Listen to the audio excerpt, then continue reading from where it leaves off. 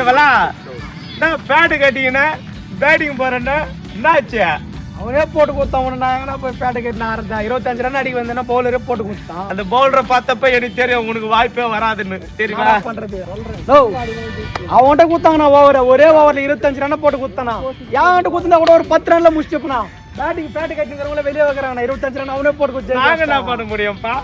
அவன் பால் போட்டு கொடுத்துட்டான். உனக்கு பேட்டிங் வரல, நான் என்ன பண்ண முடியும்? நானே போட்டு கூட 10 ரன்ல இவன் போட்டுதான் ஒரு விக்கெட் எடுத்திருப்பான். உனக்கு சான்ஸ் வந்திருக்கான். எக்ஸ்ட்ராவே போட்டு நான் என்ன பண்ண முடியும்? தம்பி, அந்த பவுலருக்கு ஓவர் கொடுத்தாங்க. அது 50 ரன் கொடுக்கறதா இருந்தாலும் அவன் கொடுத்துருவான். நீ வந்து ஃபேட்டு கட்டிக்கிறேன், நான் போய் ஆடுறேன் அப்படின்னு வாய்ப்பு இல்லை ராஜா. ஒன்று வேற பவுலர் கையில் கொடுத்து அவன் விக்கெட் எடுத்தாதான் உண்டு. பத்தியா எத்தனை எக்ஸ்ட்ரா போட்டான்? 24 எக்ஸ்ட்ரா போட்டான். அவன் கையில் ஓவரை கொடுத்தா நம்ம அடிக்க வேண்டிய ரன் அவனுக்கு கொடுத்தாடா. உன்னை நீ என்னடா இறங்குறா? முன்றத்தண்ணா சும்மா கிண்டல பண்ணாதண்ணா.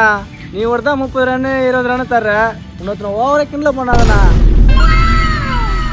ஏய், எனக்கும் அவனுக்கும் ஒன்றும் இல்லைடா வித்தியாசம். இதில் ஒரு ஆறுதல். நான் தான் அதிகமாக ரன் கொடுக்குறேன்னு நான் நினச்சி வச்சுருந்தேன்.